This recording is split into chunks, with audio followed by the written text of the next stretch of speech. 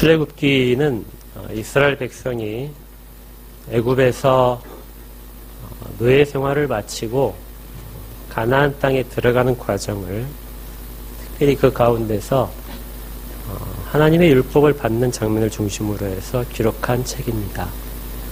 다들 잘 아시겠지만 출애굽기에서는 두 군데 봉우리가 있습니다. 피크가 있어요. 그 중에 하나가 우리가 읽었던 3장에 있는 모세가 하나님으로부터 부르심을 받는 장면, 그리고 다른 하나는 시내산에서 하나님의 율법을 받는 장면입니다. 이 두 개의 산봉우리를 중심으로 해서 출애굽기는 전체 내용이 쭉 흘러가게 됩니다. 특별히 이제 그 출애굽기 3장에 모세가 하나님을 만나는 장면을 중심으로 해서 기회가 되는 한에서 약 3번에 걸쳐서 하나님의 말씀을 살펴보려고 합니다. 오늘은 첫 번째로 출애굽기 3장이 모세가 하나님을 만나기 전까지의 과정, 어떤 일들이 이스라엘에게 있었는가, 그래서 출애굽기 전체가 시작되는 배경을 살펴볼 것이고요. 두 번째는 모세가 하나님의 소명을 받는 장면을 중심으로 해서 모세와 하나님을 이야기를 할 것입니다. 그리고 마지막은 하나님의 율법이 모세가 소명을 받는 그 장면과 무슨 관계가 있는가, 이걸 가지고 3번에 걸쳐서 설교를 할 계획입니다. 먼저 이스라엘 백성들이 이집트에서 있었던 기간이 얼마인가 하는 것들을 조금 이야기할 필요가 있습니다. 성경에서도 이게 약간씩 기록이 좀 달라서 우리가 어떤 것이 더 맞느냐 하고 이걸 좀 궁금해하는 분들이 꽤 많습니다. 창세기 15장에 하나님이 아브라함에게 말씀하실 때 너희들이 이방에 객이 되어서 400년을 종로를 살아라, 이 말이 있습니다. 그래서 400년 동안 이집트에 있었는가? 아니면 출애굽기 12장에 보게 되면 애굽에 거주한 지 430년이다, 이렇게 기록된 분이 있습니다. 그러면 430년이 맞느냐? 이건데 기준을 어디에 두느냐에 따라서 이 날수는 달라지게 됩니다. 3가지 기준이 있는데요. 첫 번째가 우리가 흔히 이제 알듯이 이스라엘이 야곱이기 때문에 야곱이 이집트 땅에 자기 식소를 거느리고 내려간 그 순간부터 400년이다, 이렇게 따지는 경우가 있고요. 그 다음에 요셉이 먼저 갔기 때문에 요셉이 내려간 때부터 따져서 날짜를 따지는 게 맞다, 이런 의견이 있습니다. 그런데 유대인들은 이 구분을 해석하면서 날짜 계산을 어디부터 시작하냐면 이삭이 태어난 때부터 시작합니다. 그러니까 이삭이 태어날 때부터 이스라엘 백성들이 이삭의 허리 속에, 그러니까 이삭 속에 이스라엘 백성이 전체에 있었다고 보고 이삭이 태어난 때부터의 400년 혹은 430년으로 이야기를 합니다. 어떤 것이 더 맞는지는 아직까지는 분명하지 않은 것 같아요. 그렇지만 우리가 살펴볼 수 있는 것은 그 애굽에서 종살이한 기간은 분명히 존재를 했고 그것이 상당히 오랫동안 진행됐다는 것은 분명합니다. 그래서 그 날짜에 대해서 몇 년이냐 하는 걸 가지고 특별히 아주 고심할 필요는 없습니다. 왜냐하면 그것이 크게 성경에서 어디를 기준으로 살펴냈다라는 숫자의 차이일 뿐이지 전체 성경의 메시지를 흐리는 부분은 아니기 때문에 그렇습니다. 오늘 말씀은 약속하신 때가 가까웠다 하는 사도행전 7장에서 스데반의 설교 부분에서 제목을 따왔습니다. 우리 출애굽 과정을 쭉 얘기할 때 많이 참고를 하셔야 될 부분이 여기 출애굽기 전체의 내용과 함께 사도행전 7장에 있는 스데반의 설교 부분입니다. 스데반이 신약시대에 특히 성령의 감동을 받은 자가 구약을 어떻게 보고 있는가는 사도행전 7장에서 살펴볼 수 있습니다. 스데반이 말하기를 약속하신 때가 가까웠다, 이렇게 기록을 합니다. 약속하신 때가 가까웠을 때 일어난 일들, 그 일어난 일들이 과연 무엇인가? 그리고 그 동안에 하나님은 어떻게 이스라엘 백성들을 다스리시고 이끄셨는가? 이 과정을 오늘 말씀을 통해서 살펴보겠습니다. 하나님이 이끄심을 우리가 보통 하나님이 이 땅을 경영하시는 것을 섭리라고 합니다. 뭐라고요? 섭리. 섭리라는 말을 들으시면 하나님의 섭리다 이렇게 하실 때는 하나님이 창조하신 목적대로 이 땅을 경영해 가시는 것, 그 경영해 가시는 모든 활동을 섭리라고 얘기하는 거죠. 그러니까 기업을 하시는 분들은 경영이라는 말로 쉽게 이해하시면 그다지 틀리지 않습니다. 이 땅을 보호하시고 이 천지 만물 가운데 피조 세계를 유지하시면서 특별히 구원과 관련해서는 하나님의 계획을 이루어 가시는 부분. 그러니까 우리에게 일어나는 모든 일들이 다 섭리에 해당합니다. 이 섭리라는 말은 성경에 없습니다.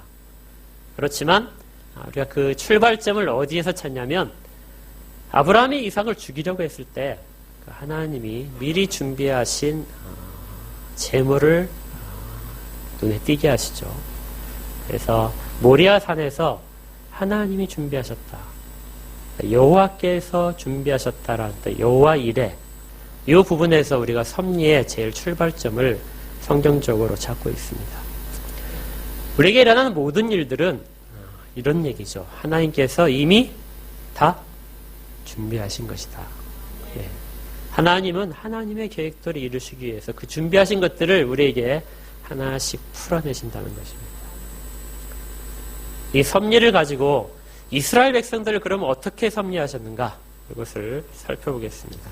우리가 출애굽을 따져보게 되면 이스라엘이 그 이집트에 내려간 순간부터 굉장히 어려운 시기를 겪었다 이렇게 생각을 하기 쉽습니다. 우리가 출애굽 생각하면 이집트 땅에서 그 힘든 노동과 그다음에 나중에 첫째 아들들, 장자들을 죽이라는 아들을 낳으면 죽이라 하는 그런 명령들만 기억하기 쉽습니다. 그래서 이스라엘의 이집트 기간은 굉장히 힘들었을 것이다.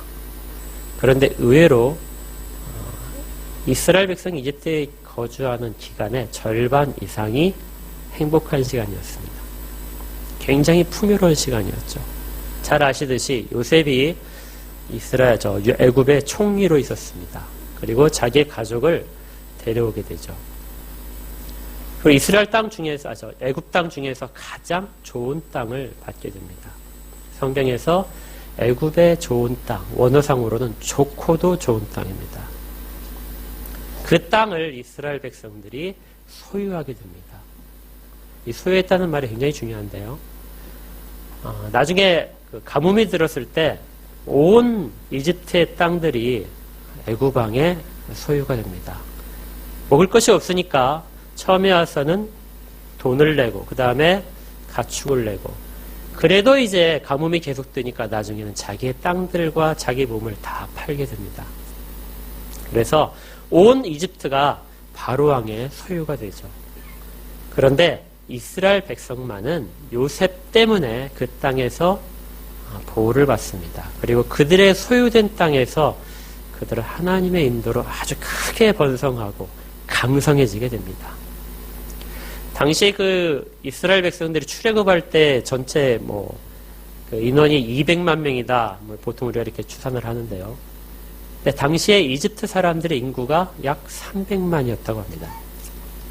그러니까 이스라엘의 숫자가 얼마나 컸는지 그리고 그들이 왜 이스라엘 백성들을 두려워했는지를 우리가 숫자적으로만 어림잡아도 충분히 이해할 수 있습니다. 그만큼 이스라엘 백성들은 그 땅에서 아주 번성하게 됩니다.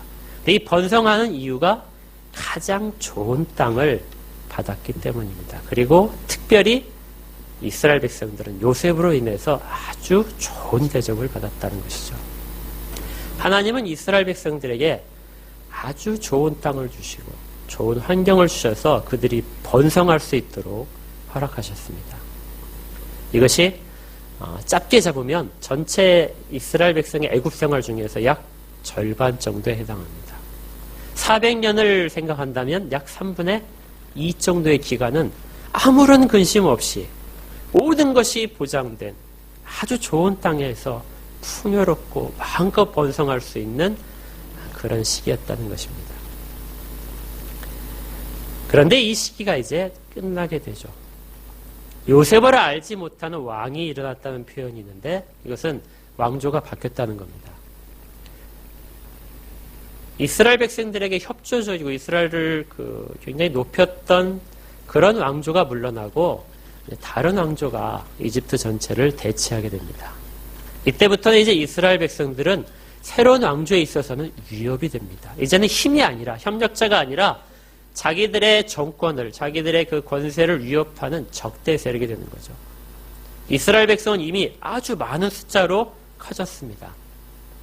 그들은 처음에 받은 땅이 고센 땅인데요. 고센 땅을 넘어서 다른 지역까지 인구가 많았기 때문에 점차적으로 퍼져나갔던 것 같습니다. 그 정도로 인구가 많아지고 또 이전의 왕조와, 물러났던 이전의 왕조와 협조적이기 때문에 새로운 왕조에게는 아주 큰 위협이었습니다. 그래서 어쩔 수 없이 이스라엘 전체 민족의 숫자를 줄이고자 하는 그런 정책을 펴게 됩니다. 우리가 보통 잘 아시지 세 가지 정책을 펴게 되는데요. 첫 번째는 그들에게 그들의 살고 있는 좋은 땅에 국고성이라는 창고죠. 큰 창고와 군사기지를 건설하도록 합니다. 그리고 조금 더 떨어진 곳에서 다른 국고성을 건설합니다. 그래서 두 개의 성을 건설하면서 이스라엘 백성들을 그 건축 현장에 동원을 하게 됩니다. 그러니까 가축만 기르던 사람들이 이제 가서 건축의 현장에 가서 벽돌을 굽고 또 흙을 막 개대고 이런 일들을 하게 되는 것이죠. 굉장히 힘든 과정을 겪게 만들었습니다.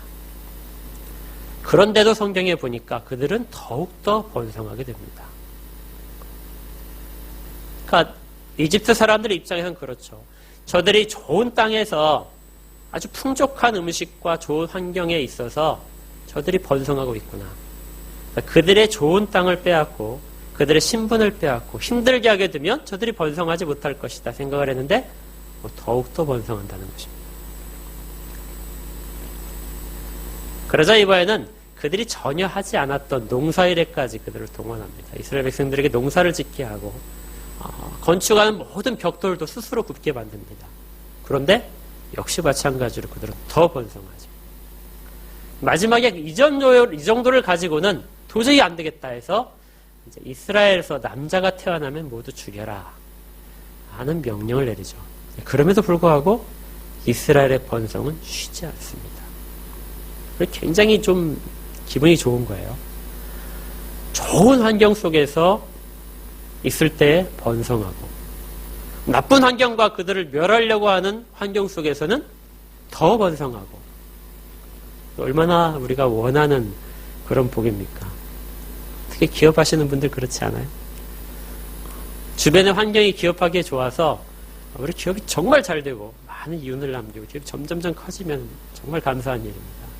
그런데 남들이 다 기업하기 어려운 환경이 됐는데 그 어려운 환경 속에서 더 번성할 수 있다면 앞에 있는 번성보다 훨씬 더 큰 번성들이 유지되고 있다면 이것만큼 큰 복이 없을 것입니다. 별로 안 그러신 것 같아요. 그런데 우리가 잊지 않아야 될 것은 이런 번성하는 것과 고통이라는 것이 핍박이라는 것이 같이 오고 있다는 것입니다. 번성이 오게 되면 핍박이 없는 것이 아니라 고통이 없는 것이 아니라 고통이 오는 과정 가운데 번성한다는 것이죠. 하나님이 역사하시지 않으면 이런 일들이 일어나지 않습니다.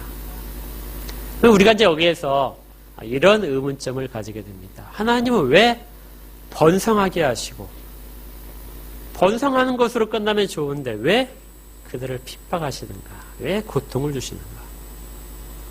왜 고통 가운데 번성이 이루어지는가?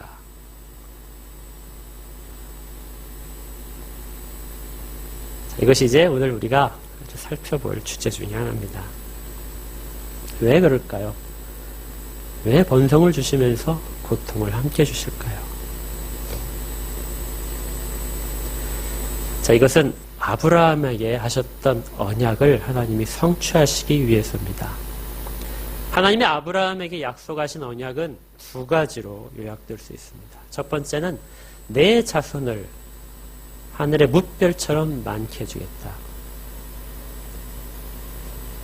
그래 너희로 하여금 너의 씨로 하여금 큰 민족을 이루게 하겠다. 이것이 하나님의 첫 번째 약속입니다. 아브라함이 어떤 것들을 하기 전에 하나님이 아브라함에 나타나셔서 그 언약을 하셨습니다. 두 번째는 네가 지금 살고 있는 이 땅을 주겠다. 그런데 지금 당장은 아니다. 400년 후에 주겠다 하는 것이죠. 그러니까 네 자손을 주고 그 자손으로 하여금 이 땅에서 번성하게 할 텐데, 이 땅을 차지하게 할 텐데, 이 땅을 줄 때까지 400년의 시간이 필요하다. 하나님이 두 가지 약속을 이루시기 위해서 필요한 환경이 있었습니다. 그것이 뭐냐면 애굽이죠. 이집트입니다. 가나안 땅은 척박해서 사람의 숫자가 급격하게 늘어나기 힘듭니다. 애굽에서 탈출한 이스라엘 백성들의 숫자가 그 이후로 기하급수적으로 늘지 않았다는 것을 봐도 우리가 충분히 이해할 수 있습니다. 아주 급속도로 늘어날 필요가 있는, 그래서 큰 민족을 이루고 가나안 땅을 정복하려면 얼마나 많은 풍요로운 환경들이 약속되어야 되는가. 그걸 공급할 수 있는 유일한 곳이 이집트입니다. 이집트에서 아주 좋은 환경 속에서 이스라엘 백성들은 번성하고 힘을 갖출 필요가 있었습니다. 그래서 하나님은 환경을 동원해서 이스라엘 백성들을 애굽으로 내려가게 하십니다. 두 번째는 그 땅에서 이스라엘 백성들은 여전히 이방인이어야 됩니다. 그 풍요로운 땅에 가서 번성해졌을 때 우리가 이제 이만큼의 힘을 가지고 우리가 강성하니까 이집트 전체를 차지하자. 그래서 이집트에 우리의 터전을 마련하자. 이것이 아니고 하나님이 약속하신 땅으로 다시 돌아와야 됩니다. 돌아오기 위해서 그 땅의 모든 것들을 내려놓게 하실 필요가 있는 거죠. 이걸 위해서 이스라엘 백성은 그 땅에서 종살이를 하는 겁니다. 두 가지의 모든 언약들을 이루기 위한 하나님의 준비 과정인 것입니다. 단순히 우리가 출애굽을 볼 때 가나안 땅을 얻기 위해서, 그리고 언약을 받기 위해서 이스라엘 백성이 그 기간 동안을 힘들게 기다렸다가 마침내 기다려서 하나님 앞에 간 것이 아니라 하나님이 그 약속을 이루어 주시기 위해서 그 긴 시간을 애굽 땅에서 준비시키는 것이죠. 더 많은 숫자로 더 큰 민족으로 만들어주시고, 그리고 그들이 그 땅 가운데 발을 붙이지 못하도록 그들의 모든 소요된 것들을 다 털어나게 하시고 다시 나오게 하시는 이런 하나님의 이끄심이 그 땅 가운데 있었던 것입니다. 이스라엘 백성들이 그 기간을 견딜 때 어떤 느낌이 들었을까요? 하나님의 그 이끄심을 따라서 야곱이 이제 애굽에 내려가게 되는데 얼마나 많은 것들을 기대했을까요? 그 가운데 우리가 번성해질 때, 야, 정말 우리가 하나님의 은혜를 받고 있구나. 우리의 모든 일들이 하느님마다 다 복되구나. 그 땅 가운데 강력한 권세자들이 우리를 다 보호해 주는구나. 이러한 보호를 받고 있는 시기와 그 다음에 하나님의 보호가 끊긴 것처럼 느껴지는 시기. 신앙 가운데 우리가 종종 질문하는 거, 하나님 정말 계십니까? 너무 힘들어서 하나님이 정말 계시는 것입니까? 하고 질문하게 되는 그 시기. 이 두 시기를 모두 거치면서 이스라엘 백성들은 출애굽을 준비하고 있었습니다.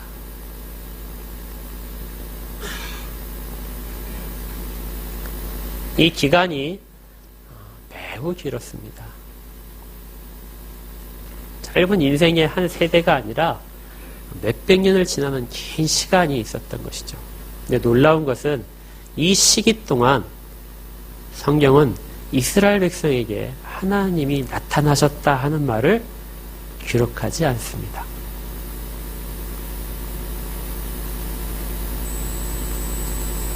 오늘 우리가 본문 가운데서 살펴볼 것은 그겁니다. 왜 하나님은 이스라엘 백성에게 길게는 400년, 짧게는 210년 정도의 아무런 말씀이 없으셨는가? 성경을 한번 자세히 보시면요. 하나님이 이스라엘 백성에게 마지막 나타나셨던 때가 언제냐면 야곱에게 나온 때입니다. 창세기 46장을 한번 가보십시오.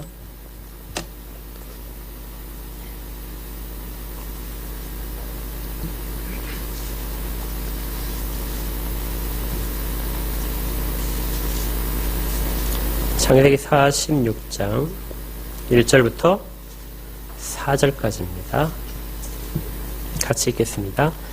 이스라엘이 모든 소유를 이끌고 떠나 브엘세바에 이르러 그의 아버지 이삭의 하나님께 희생제사를 드리니 그 밤에 하나님이 이상 중에 이스라엘에게 나타나 이르시되 야곱아 야곱아 하시는지라.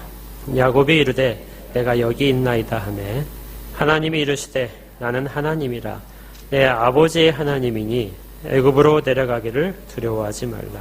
내가 거기서 너로 큰 민족을 이루게 하리라.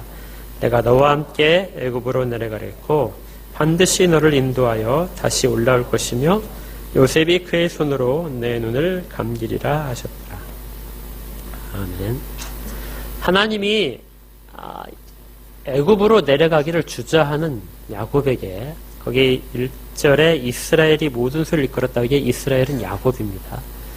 야곱에게 밤중에 나타나셔서 말씀하신 장면입니다. 애굽에 내려가기를 두려워하지 마라. 내가 너와 함께 가고 반드시 다시 돌아오게 하리라. 너로 그 땅에서 큰 민족을 이루기 위해서 내가 너를 반드시 이 땅 가운데로 다시 데려오겠다 하는 약속을 하시는 것이죠. 그런데 이 약속 후에 하나님이 이스라엘 백성에게 나타나시지 않습니다. 혹시 나타나셨는데 기록을 안 했을 수는 있어요. 그렇지만 아주 긴 시간 동안 하나님의 말씀이 이 땅 가운데 없었던 것으로 성경은 나타납니다. 그리고 사람들의 활동이 기록되죠.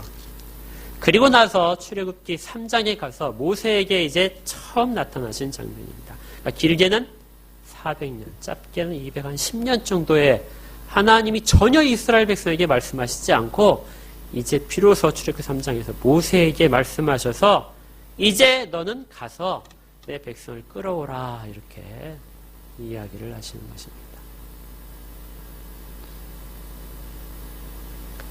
하나님의 약속을 이루시기 위해서 번성하는 것도 좋습니다. 그렇죠? 그리고 고통 가운데도 더 번성하는 것은 더 기쁘고 감사한 일입니다. 그런데 참을 수 없는 것은 하나님이 말씀하시지 않는다는 겁니다. 모세와 만나신 하나님의 표현대로 하게 되면 이스라엘 백성들은 굉장히 고통스러웠던 것 같습니다. 근데 그들의 고통은 육신적인 고통뿐만이 아니라 그들을 이끌어내신 하나님이 정말 계신가? 우리와 함께 정말 내려오셨는가? 우리의 고통을 듣고 계시는가? 역사에는 우리 성경에 기록되어 있지 않지만 역사에는 이런 것이 있습니다. 에브라임 지파가 애굽 생활 중에서 출애굽하기 30년 전에 아주 대규모의 탈출을 하게 됩니다. 그러니까 그들 스스로 출애굽을 하겠다는 것이죠. 다음 주에 이제 모세 이야기를 할 때도 살펴볼 수 있는데요. 모세도 자기 힘으로 이제 때가 되었다. 그래서 우리가 독립할 수 있다 하는 그런 생각을 가지게 됩니다. 그런데 이게 모세만의 생각이 아니라 이스라엘 백성들도 이집트 땅에서 다 그렇게 생각을 했다는 거예요. 이제는 때가 되지 않았는가? 이제는 약속하신 시기가 다 지나지 않았는가? 계산해 보니까 된 것 같아요. 그래서 에브라임 지파가 아주 큰 숫자가 대규모로 반란을 일으켜서 탈출을 감행했습니다. 그리고 그들은 모두 다 잡혀서 학살되었습니다.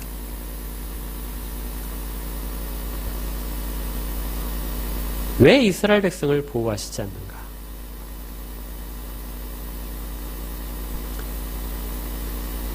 말씀이 없는 시기는 지내기가 굉장히 어렵습니다.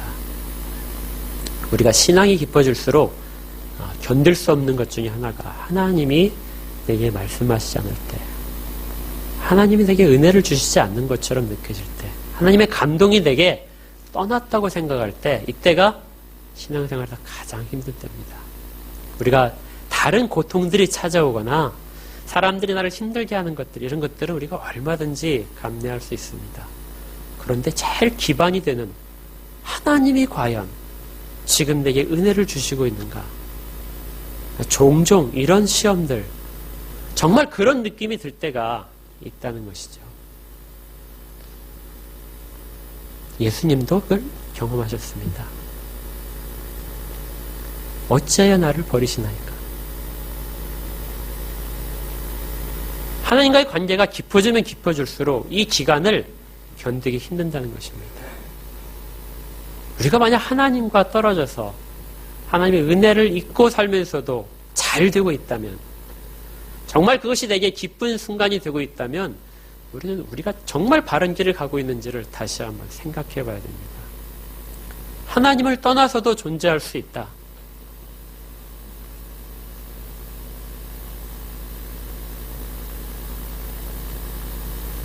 그건 우리의 신앙이 가짜라는 것입니다.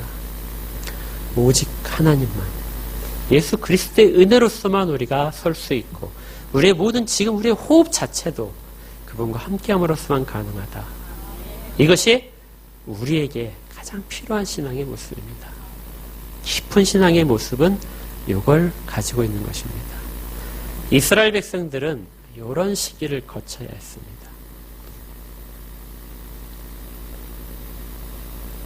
고통을 돌아보시잖아요. 잘 될 때는 하나님이 참견을 안 하셔도 좋은 것 같죠. 우리가 힘든 일이 있을 때 하나님 이번 한 번만 도와주시면 내가 정말 감사하겠습니다. 한 번만 도와주십시오. 이렇게 할 수는 있지만 하나님 매번 나를 도우십시오. 이렇게 하진 않거든요. 잘된 일이 지나면 내가 잘 되고 있을 때는 하나님 지금 잠깐만 한 번만 눈을 감아주십시오. 이런 때가 더 많을 수 있습니다. 이스라엘 백성들은 하나님 없이 지내야 되는 기간, 잘 될 땐 잘 몰랐지만 고통 중에 있다 보니까 하나님이 없는 기간이 얼마나 힘든가를 그들은 절실하게 느끼기 시작합니다.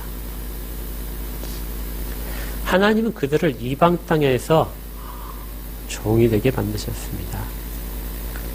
그런데 그냥 단순히 종이 되는 것이 아니라 그 땅의 모든 것들이 이스라엘 백성을 받아들이지 않도록 하나님이 섭리하셨습니다. 아까 처음에 애굽 땅은 이스라엘 백성이 번성하기에 가장 풍요로운 땅이라고 했죠. 그런데 그 땅의 백성들은 이스라엘 백성과 같이 어울려 살 수가 없었습니다.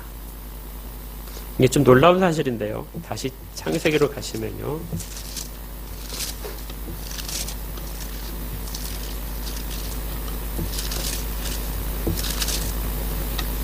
창세기 43장 가보십시다.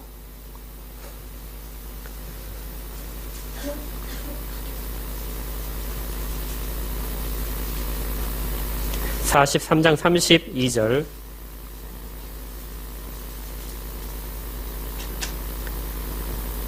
같이 읽겠습니다. 그들이 요셉에게 따로 차리고 그 형제들에게 따로 차리고 그와 함께 먹는 애굽 사람에게도 따로 차리니 애굽 사람은 히브리 사람과 같이 먹으면 부정을 입음이었더라. 같이 식사를 한 장면입니다. 그 요셉의 형제들이 요셉의 집에 초청을 받아서, 아직 요셉인 걸 잘 모르고 초청을 받아서 식사한 장면인데, 그 식사한데 초청받은 히브리 사람과 요셉의 형제들과 그 다음에 요셉의 가신들, 그 집에 있던 이집트 사람들이 따로 앉아서 식사를 한다는 것입니다. 이유가 뭐냐면 애굽 사람들이 이스라엘 백성들과 같이 식사를 하면 부정하게 된다는 것이죠. 이 종교적인 이유입니다. 그들의 종교상 이스라엘 백성들과 같이 앉아서 식사도 할 수 없는, 특히 가축을 치는 자와 이집트 백성들이 같이 하지 않게 되는데, 이러한 환경 속에서 이스라엘 백성이 이집트에 내려간 순간부터 하나님의 계획하심 속에서 그 애굽 땅은 이스라엘 백성들을 전혀 받아들이지 못하는 것입니다. 그들에게 좋은 환경을 주지만 그들은 이집트에서 이집트인들에 의해서 따돌림을 받는 것입니다. 비록 요셉이 그들의 지도자고 아주 훌륭한 일을 많이 해서 그의 업적에 따라서 땅을 양도받고 그 땅에서 거하게 되지만 이집트 사람과 히브리 사람은 근본적으로 같이 있을 수 없었던 것입니다. 요셉은 이걸 잘 알아서 자기의 백성들을 고센 땅이라는 땅에만 거하게 하십시오, 이렇게 바로에게 요청을 하고 그 땅을 받았던 것이죠. 하나님은 놀랍게도 이스라엘 백성이 이집트에 갈 때부터, 그 땅 가운데 번영을 약속하실 때부터 그 땅에서 애굽 사람들과 함께하지 못하도록 종교적인 제한을 이스라엘 백성뿐만이 아니라 이집트 백성에게도 다 주셨다는 겁니다. 그리고 이스라엘 백성이 번성할 때 하나님은 필요한 순간마다 하나님의 은혜를 베푸셔서 그들에게 닥치는 위험들을 피할 수 있도록 사람들을 사용하시게 됩니다. 하나님의 말씀이 나타나지 않았을 때, 하나님이 이스라엘 백성 가운데 나타나시지 않은 그 순간에 하나님은 아무것도 하신 것이 아니라 그들 가운데서 여전히 역사하시고 있었던 것이죠.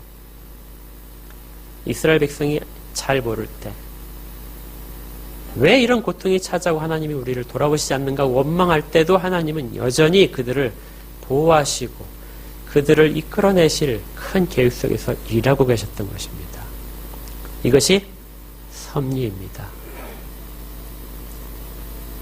잘 드러나진 않지만 여전히 우리 가운데 역사하시는 하나님, 우리가 가시적으로 기적적으로 초자연적인 도움만이 하나님의 도우심이라고 생각하는데 그것이 아니라 은밀하게 도우신 하나님, 우리가 전혀 생각지 못하는 그런 부분까지 이용하셔서 우리의 모든 것들을 이끌어 가신 하나님, 이것이 하나님의 섭리입니다. 여호와 이레죠. 여호와께서 준비하신 것들입니다. 이 기간 동안에 우리를 지탱할 수 있는 것은 그건 무엇일까요? 하나님이 전혀 우리에게 말씀하시지 않는데 그러면 이 기간 동안에 이스라엘 백성들은 어떻게 견딜 수 있었을까? 그들을 견디게 한 것은 첫 번째, 조상에게 말씀하신 언약입니다. 아까 우리가 읽었던 그 언약, 야곱이 애굽에 내려가기 전에 약속하셨는데 내가 반드시 너희를 이 땅 가운데로 큰 민족을 이루기 위해서 돌아오게 할 것이다. 이것을 야곱은 자식들에게 가르쳤고 그 자식은 또 자식에게 가르치면서 이스라엘 백성들에게 이것이 머릿속에 아주 깊게 가게 되는 것입니다. 우리는 돌아간다. 하나님 우리와 함께 계셔서 우리를 반드시 이끌어내신다. 요셉이 그래서 마지막에 이렇게 유언을 합니다. 창세기가 요셉의 유언으로 끝나죠. 창세기 50장 가시면은 50장 24절과 25절입니다.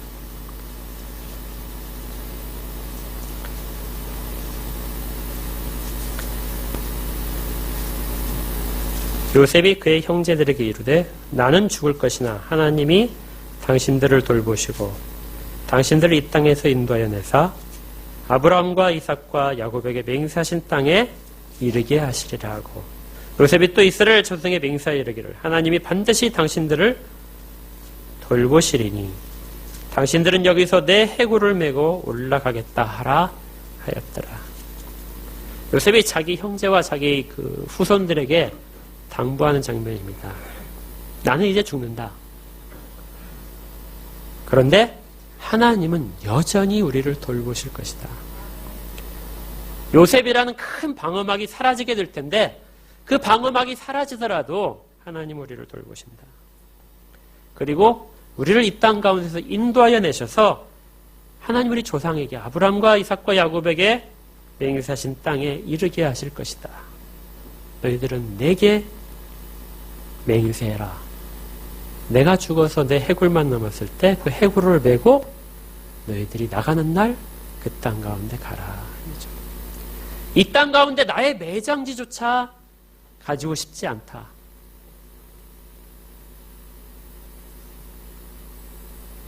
자기가 아주 어렸을 때 떠나왔던 그 땅인데 자기의 거의 100년 가까운 시기를 살았던 이 이집트란 땅에서부터 그 땅을 난 여기에 매장지가 아니다. 너희들이 나갈 때 나를 내 해구를 메고 나가라.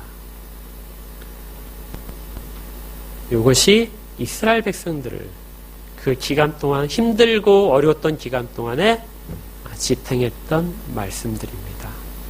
하나님이 주셨던 말씀들. 그리고 그것이 지금 이루어지는 과정이라는 조상들의 가르침. 이것이 어려운 시기, 암울했던 시기를 하나님 말씀하시지 않는 것처럼 느껴지는 시기를 그들 가운데 견디게 하는 것이었습니다. 하나님의 직접적인 임재가 없을 때, 우리의 가시적인 임재가 없을 때, 초자연적인 그런 능력을 우리에게 나타나시지 않을 때 우리를 이끌어가는 것은 하나님 우리에게 말씀하셨던 것,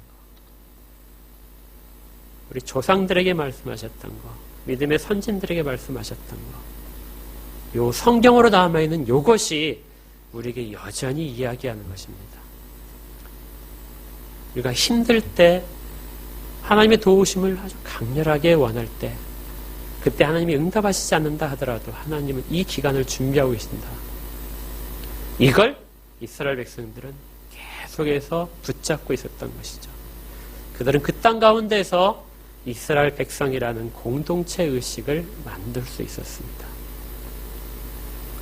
이걸 더 구체적으로 우리에게 보여주는 사람들이 히브리 산파들입니다. 바로가 명령해서 남자이면 다 죽여라 이렇게 얘기할 때 히브리 산파들이 그 명령을 거부하죠. 거부하는데 그들이 거부한 이유가 있습니다. 그것이 뭐냐면 하나님을 두려워했다. 하나님을 경외하는 자들은 하나님이 원하시지 않는 일들에 대해서 과감하게 거절할 수 있습니다. 이것이 말씀의 시대를 살아가는 사람들의 자세입니다. 하나님이 약속하셨기 때문에 하나님이 약속하신 이스라엘의 모든 것들을 모든 사람들이 다 지켜나가는 것입니다. 그냥 단순히 하나님의 도우심만 기다린 것이 아니라 하나님은 순간순간마다 사람들을 사용하셔서 이 사람으로 하여금 이 사람의 그 힘든 일들을 견디게 하시고 말씀으로 격려하게 하시며 이 사람이 사는 모습을 통해서 하나님이 여전히 역사하고 계신다는 것을 세상 가운데 드러내십니다. 또 이번엔 이쪽 사람을 통해서 다른 사람들에게 이걸 드러내시는 것이죠. 여러분 옆에 있는 분들이 이 말씀의 시대를 살아가고 초자연적인 기적이 존재하지 않는 때에 우리를 만들어가고 우리를 이 땅 가운데서 살아가게 하는, 지탱하게 하는 근원이 됩니다. 하나님은 사람들을 통해서 역사하십니다. 우리를 통해서 역사하시고요. 우리 옆에 형제와 우리 자매들을 통해서 우리 가운데 역사하십니다. 그들을 통해서 하나님은 여전히 난 너희를 돕고 있다. 이걸 보여주시고 계시는 것이죠. 이것이 출애굽기를 준비하는 이스라엘 백성들의 삶이었습니다. 우리가 이것을 결론지어 말할 때 로마서에서 이렇게 말을 할 수 있습니다. 로마서 8장에 보시면요. 우리가 알거니와 하나님을 사랑하는 자. 로마서 8장 28절입니다. 우리가 알거니와 하나님을 사랑하는 자, 곧 그의 뜻대로 부르심을 입은 자들에게는 모든 것이 합력하여 선을 이루느니라. 하나님의 직접적인 개입이나 하나님이 은밀하게 행하시는 것이나 하나님의 모든 것들을 다 준비하시고 우리를 이끌어 가신다는 생각. 이것이 개인적으로나 교회나 역사를 살아가는 모든 그리스도인들이 이 땅 가운데서 가져야 될 자세입니다. 하나님은 지금도 준비하시고 계신 것들을 실행하고 계시고 우리를 통해서 그 일들을 나타내시기를 원하시고 지금 그 일들을 하고 계십니다. 하나님은 이전에도 그랬고 앞으로도 그렇게 하실 것입니다. 이 시기를 우리 가운데 믿음으로 받아들이고 하나님을 발견하십시오. 말씀 가운데서 하나님을 찾아서 가십시오. 힘들 때 하나님을 원망하는 것도 가능합니다. 이것도 우리의 하나님에 대한 믿음의 한 표현일 수 있습니다.